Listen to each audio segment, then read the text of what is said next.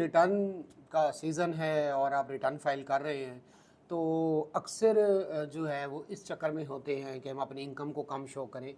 उन्हें ये पता ही नहीं होता कि बहुत सारे उनके टैक्सेस ऑलरेडी कट चुके हैं।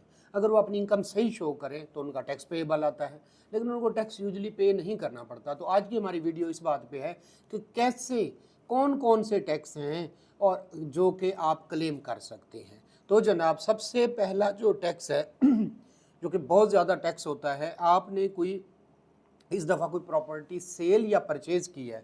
अगर आपने सेल किया तो 236C का इनकम टैक्स अच्छा खासा कटा हुआ होगा, और अगर आपने जो है परचेज़ किया है तो 236K का होता है टैक्स। तो ये ज़रूर क्लेम करें, ये आपका राइट है। क्योंकि अगर 2025 से क्या मुराद है, 1 जुलाई 2024 से लेकर 30 जून 2025 तक, इस दौरान अगर आपने कोई प्रॉपर्टी सेल या परचेज़ किया तो उस पर अच्छा खासा टैक्स होगा।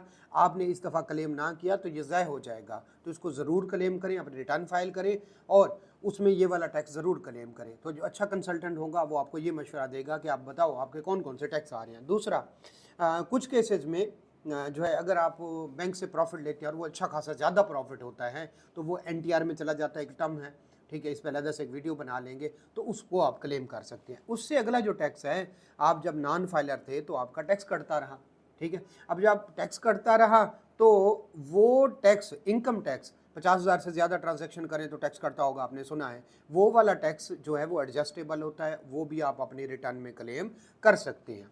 उससे जो अगला टैक्स है, अगर आप मैन्युफैक्चरर हैं, इंडस्ट्रियल इलेक्ट्रिसिटी बिल वगैरह हैं आपके, तो आप इलेक्ट्रिसिटी बिल पे लगने वाला इनकम टैक्स भी क्लेम कर सकते हैं। उससे अगला बड़ा कॉमन टैक्स है जो कि अक्सर हमें जो है पता नहीं होता और हम उसको इग्नोर कर जाते हैं कि आपके पास गाड़ी है, आपने ख़रीदी है तो उस पर आपने टैक्स दिया है, गाड़ी रजिस्टर्ड करवाई है अपने नाम पे, उस पर टैक्स दिया है। और इसके अलावा एक और टैक्स होता है जो यूजुअली 1000 सीसी से ज़्यादा गाड़ियों पे हर साल पे करते हैं, उसको कहते हैं टोकन टैक्स।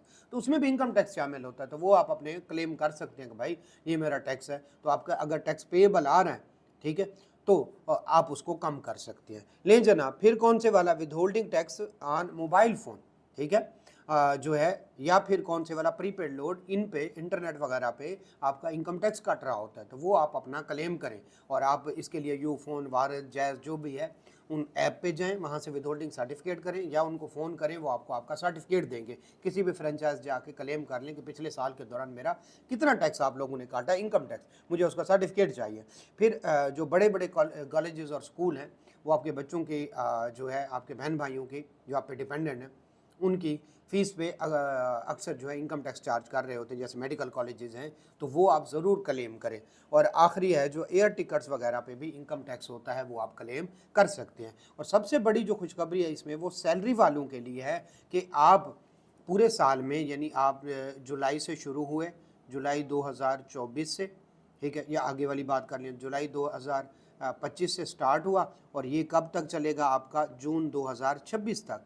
तो आपने करना क्या है, आपने अप्रैल या मई में जो है जाके ये देखना है कि आपके इनमें से कोई टैक्स कट चुका है, तो आप अपने एम्प्लॉयर को वो सर्टिफिकेट, वो चीज़ें दें, क्योंकि आपका एम्प्लॉयर आपकी सैलरी पे टैक्स काट रहा होगा, तो उसको ये वाली सारी दें और उन्हें कहें कि जनाब मैं ऑलरेडी बड़ा टैक्स पे कर चुका हूँ। तो आप जो है अप्रैल में, मई में, जून में, 2-3 महीनों में उन्हें कहें मेरा टैक्स कम काटे, तो ये सारे टैक्स आप वहाँ पे भी क्लेम कर सकते हैं। आपने इस बारे में कोई डिस्कशन करनी हो या आपने मज़ीद कोई जो है सवाल जवाब करने हों, किसी और मौजू पे आपको वीडियो चाहिए हो, कोई रहनुमाई दरकार हो, तो मेरा व्हाट्सएप नंबर आ रहा है, आप इस पर कॉन्टैक्ट कर सकते हैं। जी, अगली वीडियो तक के लिए अल्लाह हाफिज़।